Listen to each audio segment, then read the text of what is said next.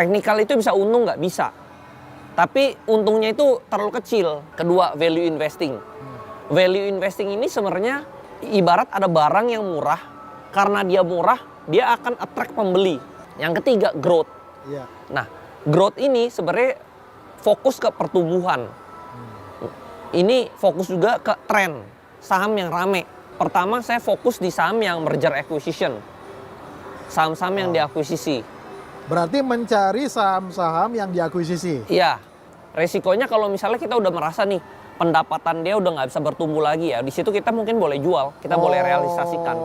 Kan dulu uang saya modalnya cuma 500 juta nih. Iya. 500 juta ini jadi ratusan miliar kan. Iya. Nah itu bukti keberhasilan dari growth investing itu.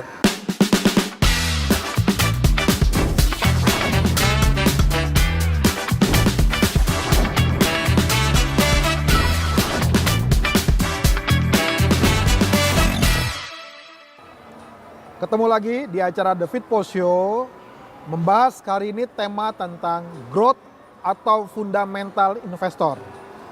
Nah, orang yang satu ini sangat cocok untuk membeda atau membahas tentang topik yang satu ini, growth atau fundamental investor. Nah, sekarang banyak orang mencari saham-saham yang walaupun PER-nya tinggi, tetapi mereka berpandangan bahwa secara masa depan, secara growth daripada perusahaan ini masih menjanjikan. Tentu ini tidak mudah karena banyak saat ini investor mereka justru berpegangan pada kata fundamental. Kalau mau bicara soal growth investor atau masa depan yang dari ceritanya, narasinya itu masih sesuatu yang perlu dianalisa kembali. Tetapi orang yang satu ini sudah membuktikan dia kaya raya karena memiliki saham-saham atau pintar mencari saham-saham yang masuk dalam kategori growth secara perusahaan ke depan. Langsung kita undang Ko Andri Hakim. Selamat datang Ko Andri. Pak Firman, ya. Luar biasa. Luar biasa. Ya, kalau bicara growth investor itu saya langsung ingat satu nama, Andri Hakim. Nggak ada nama yang lain. Karena emang saya fokusnya dari dulu nyarinya yang situ. Ya. Maklum dulu masih miskin. Jadi kalau mau kaya harus carinya yang multi bagger. Multi bagger ya. Cacing-cacing naga-naga. Betul. Cuma bisa dapetnya dari growth stocks. Growth stock. Yes. Nah, kok ini kan sesuatu yang sangat-sangat debatable ya. Ya. Karena orang bilang kalau kita mau investasi itu yang paling aman fundamental. Iya, betul. Betul. Ya. Nah, jadi kalau kita lihat tuh ada dua tuh, fundamental dan teknikal. Betul. Ya, sekarang ada di yang ketiga nih, ya, growth investor. Kenapa?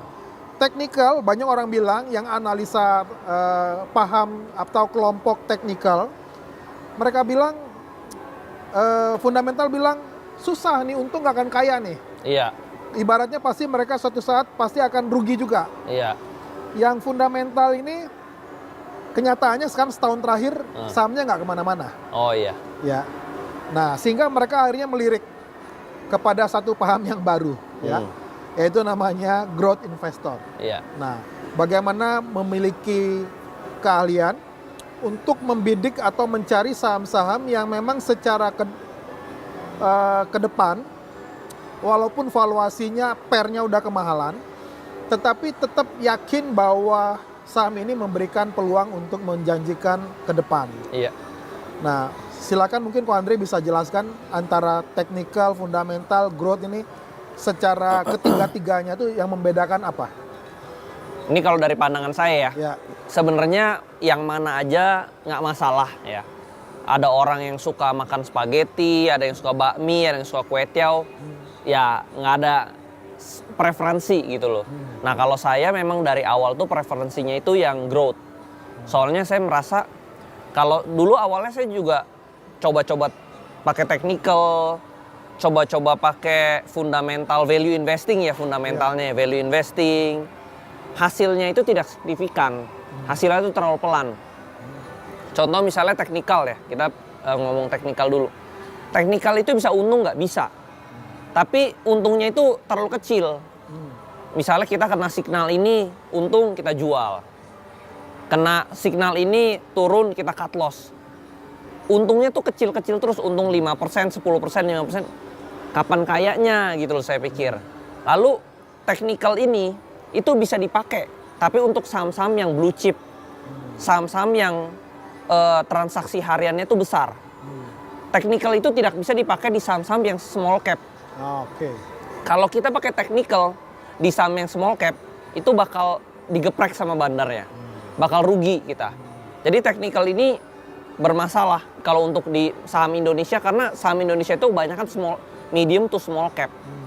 Nah ini nggak bisa dipakai, karena saya nih misalnya saya market maker, saya bisa bikin sendiri chartnya, gitu loh. Makanya kalau orang misalnya pakai technical buta-buta di saham yang small stock, itu tinggal tunggu mati, gitu loh. Kedua, value investing. Value investing ini sebenarnya ibarat ada barang yang murah, karena dia murah, dia akan attract pembeli.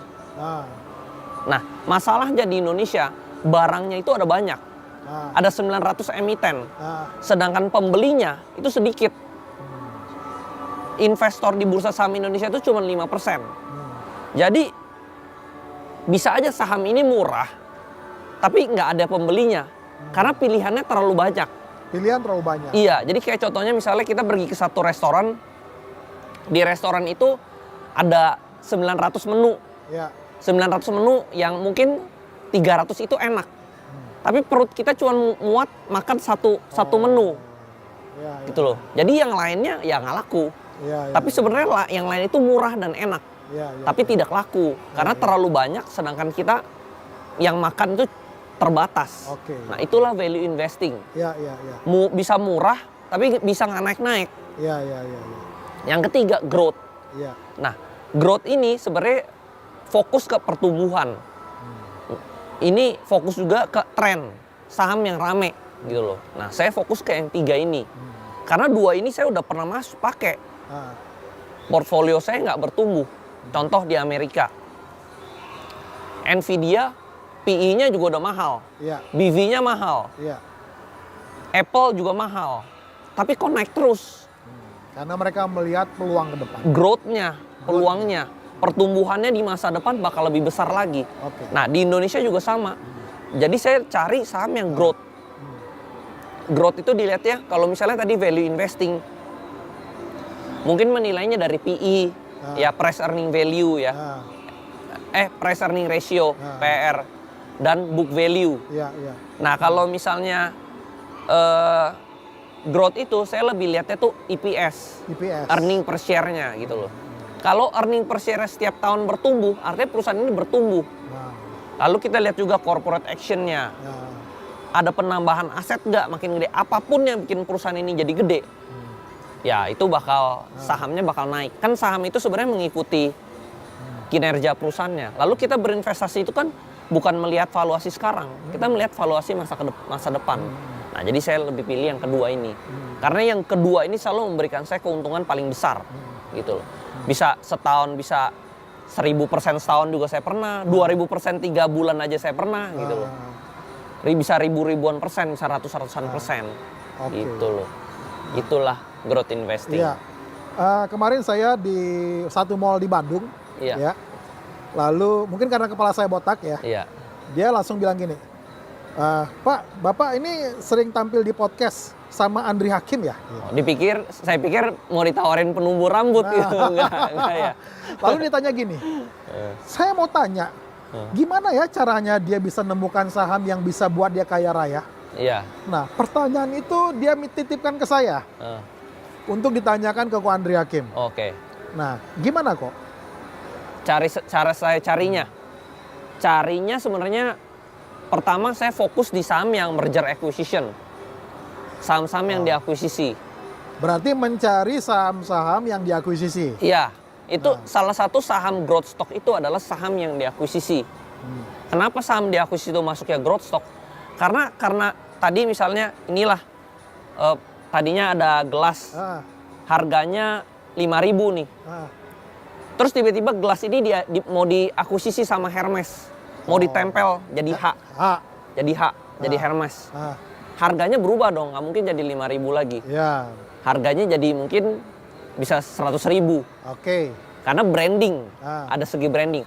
Sama juga, misalnya ada satu perusahaan jelek, Perusahaan sama lah ya, ini kenapa saya bisa ketemu saham Pani ya. Tadinya perusahaan ini perusahaan kaleng. Iya. Tiba-tiba diakuisisi sama Agung Sedayu. Kan berubah dong. Iya. Dari perusahaan kaleng berubah jadi properti. Lalu di situ juga ada added value, ada nama baik Agung Sedayu, ada nama baik Anthony Salim. Nah itu tadi sama. Tadinya nih gelas nggak ada brand. Sama lah kayak produk kalau dari Cina gitu loh, tas dari Cina. Awalnya nggak ada brand. Begitu ditempel merek H, Hermes, kan added value-nya langsung naik berkali-kali lipat. Nah itu sama, seperti itu. Oke. Hanya itu aja, berarti akuisisi. Itu salah satu stepnya. Salah satu. Kedua ya corporate action, masukin aset. Corporate action. Iya, jadi apapun misalnya saya punya perusahaan gelasnya 1. Tiba-tiba saya tambah lagi gelas kedua. Valuasinya kan jadi 2, bukan jadi 1. Jadi apapun yang ditambahin aset, corporate action, inject aset, red issue tapi nambah aset ya, itu bakal added value jadi growth. Berarti keywords-nya itu aja. Yang ketiga, earning per share-nya harus naik. EPS-nya harus naik. EPS. Jadi perusahaan ini kan bisnis ya. Bisnis itu dia harus bertumbuh. Kalau dia nggak bertumbuh, ya artinya bukan growth. Namanya growth itu kan dia harus bertumbuh. Nah, jadi apapun yang bikin perusahaan ini bertumbuh, added value-nya meningkat, itulah growth stock. Gitu. Nah, ilmu ini tuh nggak banyak orang yang tahu. Iya. Orang kebanyakan nyarinya value investing. Value investing tuh paling aman sebenarnya. Growth investing ini lebih beresiko. Resikonya di mana? Misalnya tadi mau diakuisisi, tapi akuisisinya gagal. Ya udah, dia balik lagi. Nah, itu yang saya bilang. Banyak sekarang berita-berita yang rumor-rumor mau diakuisisi tapi gagal. Atau bohong. Akuisisi bohong-bohongan juga ada. Karena pemiliknya nggak jujur, dia sengaja bikin cerita akuisisi tapi akuisisinya nggak benar gitu. Nah, udah berapa lama Ko Andri di growth investor? Dari 2020. 5 tahun. Iya. Nah, pertanyaannya bagaimana Ko Andri memfilter yang berita-berita palsu seperti itu? Saya pelajarin sedetail-detailnya. Turun ke lapangan, cek perusahaannya benar-benar. Jadi sampai ketemu karyawan perusahaan itu saya temuin. Jadi kalau ada berita seperti itu, turun ke lapangan? Turun ke lapangan. Jadi orang tua saya dari saya bisnis, dari dia kasih tahu. Mau kaya itu nggak bisa duduk di belakang meja doang. Mau kaya itu harus turun ke lapangan. Ya itu, saya turun ke lapangan. Jadi investor pun saya turun ke lapangan, saya pelajarin gitu. Oke. Jadi misalnya saya dapat informasi nih dari karyawan-karyawan. Orang bilang saya, Ko Andri insider. Itu bukan insider, itu research. Gitu loh. Turun ke lapangan ngecek, itu namanya research gitu loh. Jadi memang benar ya, Ko Andri bukan insider ya? Bukan. Nggak ada nih perusahaan-perusahaan yang saya masuk ini, saya kenal. Tapi karena saya turun ke lapangan, saya ketemu karyawan-karyawannya, saya jadi kenal. Ketemu ownernya juga? Mungkin owner lebih susah ya, owner susah lah. Sampai owner mungkin nggak nyampe ya, cuman sampai corporate secretary bisa lah. Jadi nggak sampai ke owner? Nggak. Hanya sampai corporate secretary mungkin bisa. Bertanya dan karyawan bawah juga bisa. Gitu. Nah sekarang pertanyaan, ada berapa perusahaan yang Ko Andri udah lakukan hal itu dan sukses di portofolio Ko Andri? Yang saya lakukan mungkin ada lebih dari belasan kali. Dari belasan itu berapa emiten yang ternyata membuktikan ya mereka signifikan mendongkrak portofolio 90% berhasil, 10% gagal. Gitu? Iya, 90. Kan dulu uang saya modalnya cuma 500 juta nih. Iya. 500 juta ini jadi ratusan miliar kan. Iya. Itu bukti keberhasilan dari growth investing itu. Iya. Oke. Jadi 90% berhasil? 90% berhasil. Yang 10% ini kalau gagal saya butuh buru-buru cut loss. Nah, jadi sama lah kayak kita berbisnis lah. Nggak mungkin setiap kali kita bisnis selalu untung. Iya. Pasti ada salahnya juga. Nah sama, saya udah pelajari detail-detail, tetap bisa salah. Nah kalau salah ya kita harus admit, kita salah udah kita harus cut. Emiten tuh ada di Pulau Jawa atau di luar Jawa? Yang Ko Andri datangin? Rata-rata di Pulau Jawa. Rata-rata Pulau Jawa. Semua perusahaan besar di Indonesia itu rata-rata berbasis ya di Jakarta, kalau nggak Surabaya ya, antara dua kota itu aja. Rata-rata yang IPO di Jakarta. Yes, rata-rata itu. Pulau Jawa ya. Betul. Jadi ya memang terus kan ada yang nanya ya, Kalau saya tinggal di luar kota gimana? Ya kalau mau saran kasar ya mendingan pindah ke kota gitu loh. Sama lah kayak misalnya kita mancing nih, kita tahu ikannya di sana, ya kita mancing ikannya di sana, jangan kita mancingnya di sini gitu loh. Nah kalau sama, misalnya kita bisnis nih, kita tahu duitnya itu ada di Jakarta, di Surabaya, ya kita tinggalnya di Jakarta, di Surabaya, jangan tinggalnya di daerah gitu loh. Kalau mau ngomong kasar ya, kalau mau nasihat yang agak keras gitu loh. Itu nasihat dari orang tua saya juga gitu loh. Jadi kita harus mancing di tempat yang mana ikannya banyak. Mau cari uang juga sama, cari di tempat yang uangnya banyak. Gitu loh, ya di kota besar. Nomor 2 uang beredar paling banyak di mana? Ya di bursa saham. Jadi saya udah memancing di tempat yang tepat menurut saya, seperti itu. Memang kalau kita pikir ya, kalau growth investor ini kan ibaratnya saham ini pasti kita akan menemukan pair yang kemahalan. Yes. Ya, karena istilahnya kita udah menilai dia terkait dengan masa depannya. Iya. Sementara laba yang dihasilkan sekarang itu tidak seperti narasi atau yang akan tercermin di depan. Iya. Nah, resikonya kan tinggi banget ya kok ya. Resikonya kalau misalnya kita udah merasa nih pendapatan dia udah nggak bisa bertumbuh lagi ya, di situ kita mungkin boleh jual, kita boleh realisasikan. Jadi growth itu nggak harus kita pegang terus, nggak. Begitu dia pertumbuhannya sudah melambat, kita jual. Contoh lah misalnya kita punya pohon kelapa sawit ya. Saat dia kecil kan tuh pertumbuhannya kenceng tuh. Iya. Saat dia udah lewat 5 tahun kan pertumbuhannya tidak signifikan. Betul. Ya udah di situ kita boleh jual. Dan setahu saya masa panennya terbatas sampai 25 atau 30 tahun. Yes. Jadi growth investing itu kita lagi pertumbuhannya tinggi, kita beli, kita tahan. Begitu dia udah maksimal, di situ kita udah jual, kita ganti lagi yang lebih kecil, yang naiknya lebih cepat lagi. Seperti itu. Pasti pertanyaan ini ditunggu oleh banyak orang. Gimana dengan saham yang satu itu? Yang mana nih? Yang saham yang satu itu, apakah dia masih akan terus bertumbuh? Atau Ko Andri udah mulai yang depannya P itu ya? Menurut saya pasti banyak orang yang bertanya gitu. Kalau menurut saya dari segi aset dia sangat besar. Jadi masih bisa bertumbuh. Cuman mungkin karena market global sekarang lagi kacau, ya mungkin penjualan dia ada sedikit terganggu lah seperti itu. Tapi kalau bertumbuh menurut saya masih bisa bertumbuh ya. Seperti itu. Karena room for growth-nya masih besar menurut saya. Nah, kok sekarang kalau growth investor itu kan dia fokusnya kan tadi ya kepada ibaratnya kita melihat next ke depan ini future-nya seperti apa. Yes. Ya. Berarti kita harus pantau EPS-nya. Yes. Betul ya. Nah, ketika kita lihat ternyata EPS-nya tidak mengkonfirmasi terkait dengan proyeksi ke depan, itulah saatnya kita melakukan evaluasi. Yes. Betul. Sebenarnya saham kayak BCA itu juga termasuk saham growth investing juga. BCA. Oh ya? Karena PE-nya mahal, BV-nya mahal, tapi EPS kan bertumbuh terus, makanya sahamnya naik terus. Dia terkoreksi ini cuman karena market global aja sebenarnya. Masalah global lalu asing pada jualan, makanya sahamnya terkoreksi. Justru itu waktunya time to buy. Saham-saham apa lagi yang menurut Ko Andri yang hampir mirip seperti itu? Yang apapun yang kemahalan tapi EPS-nya meningkat terus itu growth sebenarnya. BCA juga masuk growth. Gitu loh. Kayak Pani itu masuk growth. Gitu loh. Termasuk ya yang lain-lain kecil-kecil itu banyak yang growth. Nah, untuk pertanyaan yang lebih detail dan ingin jawaban yang lebih detail itu ada di Meet and Greet yang tentu kita tidak tayangkan secara online ya.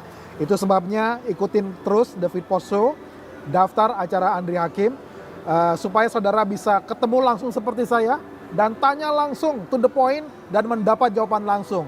Oke, lanjut. Pak Andri, growth investor tadi untuk pemula apa lagi yang harus mereka miliki selain mereka harus melihat growth EPS-nya, apalagi yang mereka harus punya? Ownernya lihat juga, ownernya. Karena owner ini ibarat kayak supirnya lah, pilotnya lah gitu loh. Pesawat ini bisa terbang dari tujuan A ke tujuan B itu kan tergantung pilotnya, gitu loh. Kalau pilotnya mabok ya nggak nyampe-nyampe gitu loh. Jadi pilotnya harus jago. gitu loh. Pertanyaannya, Ownernya harus jago. Pertanyaannya kemarin ke Surabaya ketemu sama seorang owner, Kong Lu. Jangan-jangan dalam tahapan mencari tahu kah? Enggak lah ya. Enggak ya. Enggak, itu ngobrol-ngobrol aja. Ngobrol-ngobrol. Siapa tahu ada bisnis baru yang bisa di-collab kan. Oke. Nah, owner, yang berikutnya apa? Udah sih, nggak usah banyak-banyak, itu aja sebenarnya, tadi aja. Oke, berarti hanya 2 ya. Berarti owner sama kita lihat EPS, sama kita melihat EPS, prospeknya ke depan perusahaan prospeknya, ini. iya. Oke. Nah, sekarang menurut Ko Andri, kenapa fundamental sekarang tuh bergeser ke growth investor dan sekarang banyak orang mulai melirik kepada growth investor bukan fundamental? Apa karena memang kita lihat sekarang investor retail yang mendominasi bursa saat ini mereka adalah yang ingin serba instan cepat kaya? Ya, apakah mungkin itu salah satunya, betul. Itu salah satu ya. Salah satunya. Karena sebenarnya pemilihan saham yang paling aman itu adalah value investing. Oke. Gitu loh. Jadi cara pemilihan saham value investing ini kan kayak Pak Lo Keng Hong, Warren Buffett itu kan pemilihannya value investing kan. Dia yang paling aman sebenarnya. Tapi ya pertumbuhannya agak lambat saja seperti itu. Tapi aman. Resikonya juga rendah. Kalau growth investing ini resikonya lebih tinggi, tapi keuntungannya juga lebih tinggi. Nah, tergantung nih. Kan ada pepatah ya. Kalau kita mau kaya, kita harus agresif. Kalau kita mau nabung, mau nyimpen uang, kita harus defensif. Nah, sekarang kita mau yang mana dulu? Kita mau cari uang atau mau mempertahankan uang? Kalau mau cari uang, kita mainnya defensif, ya nggak kaya-kaya. Gitu loh. Kalau misalnya kita uangnya masih kecil, ya kita harus agresif. Jadi saat itu saya agresif. Saya nggak cari value investing. Karena sebelumnya saya value investing dulu. Tapi pertumbuhannya lambat gitu loh. Kapan saya bisa punya $1 juta kalau saya uangnya 500 juta gitu loh kalau value investing. Susah lah. Mungkin butuh 10 tahun gitu loh. Seperti itu. Oke, jadi untuk investor pemula mereka disarankan untuk tidak terjun ke situ ya, kalau seandainya mereka tidak punya basic. Tapi semua ini kembali ke risk profile masing-masing. Risk profile masing-masing. Karena kan setiap orang kan umurnya beda-beda, risk profile-nya juga masing-masing ya. Mungkin kalau yang udah agak tua, mungkin boleh value investing. Tapi yang misalnya masih muda, mungkin dia lebih berani spekulasi ya, lebih growth investing seperti high itu. risk, high return. Tapi masing-masing disesuaikan dengan profil masing-masing. Betul sekali. Yang agresif boleh, tapi yang moderat, yang konservatif jangan. Betul. Nah, Ko Andri, sekarang Ko Andri kan juga mengajarkan terkait dengan bagaimana berinvestasi di growth investor. Ya. Di kelas yang Ko Andri lakukan, adakan setiap bulan. Betul. Nah, kira-kira apa yang rata-rata mereka tanyakan di situ, Pak?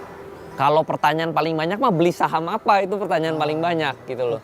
Cuman memang di kelas saya itu saya nggak terlalu rekomendasi saham gitu loh. Tidak merekomendasikan saya saham gitu loh. Karena percuma nih, saya kasih dia ikan, besok dia lapar lagi, minta ikan lagi. Jadi menurut saya guru yang benar itu bukan kasih ikan. Kasih ilmunya, ajarin cara mancingnya supaya dia bisa mancing ikan sendiri. Gitu loh. Bisa dapat ikannya atau enggak, balik ke diri masing-masing. Jadi yang diajarkan itu adalah cara ilmunya. Saya udah ajarin ilmu yang sama persis gitu loh. Ilmu yang sama persis. Betul, karena di sana banyak teman saya yang uangnya dari ratusan juta jadi puluhan miliar tuh banyak. Tapi yang nggak sukses ada nggak? Ada juga. Jadi semua itu balik ke dirinya masing-masing. Seberapa niat, seberapa rajin dia seleksi saham gitu loh. Oke. Kelasnya berapa lama, Kak? 5 hari. 5 hari, betul. 4 hari online? 4 hari online, 1 hari offline. Betul. Berapa lama? Ko Andri udah melakukan ini berapa lama kelas ini? Baru 2 tahun terakhir sebenarnya. 2 tahun terakhir. Betul. Apa yang memotivasi Ko Andri untuk supaya orang-orang mulai belajar tentang bagaimana mereka berinvestasi dengan caranya seperti yang Ko Andri ajar? Karena sebenarnya misalnya orang selalu lihatnya ke kripto ya. Kripto itu kasih keuntungan besar. Sebenarnya kripto itu resikonya jauh lebih besar daripada saham. Karena saham itu kita bisa lihat laporan keuangannya, kita bisa lihat pembukuannya, kita bisa tahu beli yang murah dan mahalnya di mana gitu loh. Kita bisa lihat pendapatannya, earning per share bisa kelihatan. Kalau kripto kita mau lihat apa? Nggak ada kelihatannya gitu loh. Jadi menurut saya investor di Indonesia itu masih sangat sedikit. Kalau kita lihat investor di Amerika itu 70% itu investor. Di Indonesia itu baru 5%. Iya, bahkan nggak nyampe. Iya, jadi financial education di Indonesia itu masih sangat rendah sekali. Bahkan di India aja sekarang udah mulai tinggi. Makanya misalnya asing lari ya dari bursa saham India ya. Iya. Tapi lokalnya tetap rame. Iya. Nah, kalau Indonesia sangat bergantung sama asing. Kenapa? Karena lokalnya semua pada sibuk cari makan gratis mungkin ya. Iya. Oke, berarti marketnya masih besar sekali. Marketnya masih sangat besar sebenarnya. Marketnya masih besar sekali ya. Iya, dan uang yang berputar terbanyak di Indonesia itu sebenarnya di bursa saham. Nah, uang yang sebesar ini cuman yang ngerti itu cuman 5% penduduk Indonesia doang. Iya, dan kalau dibanding dengan negara-negara Asia, Indonesia masih paling bawah. Yes, betul. Bahkan kalah dengan Vietnam. Ya, betul. Oke, jadi marketnya masih sangat besar. Dan ini yang membuat Ko Andri salah satu ingin mengajak investor muda, pemula, untuk mereka mulai belajar untuk berinvestasi. Iya, karena kerja doang nggak bakal bikin bisa kaya gitu loh. Harus dikombinasikan dengan berinvestasi. Nah, kalau nggak salah dulu Ko Andri pengusaha ya? Betul. Memutuskan untuk full time. Betul, dulu saya bisnis sudah 10 tahunan lebih. 10 tahun lebih? Iya, tapi ya begitu. Bisa makan tapi nggak bisa kaya. Oh. Di saham baru beneran kaya.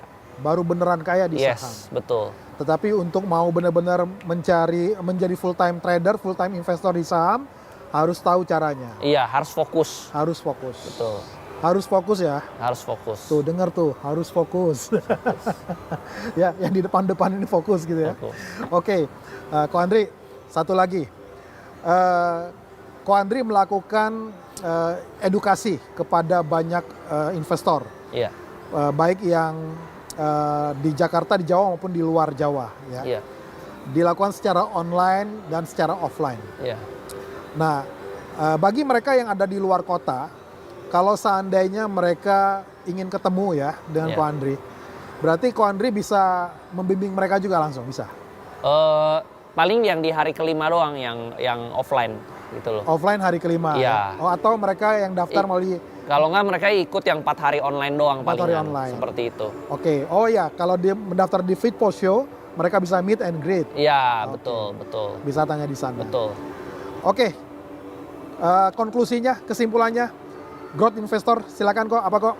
Kesimpulannya, jadi kaya di saham itu banyak, bisa gitu loh.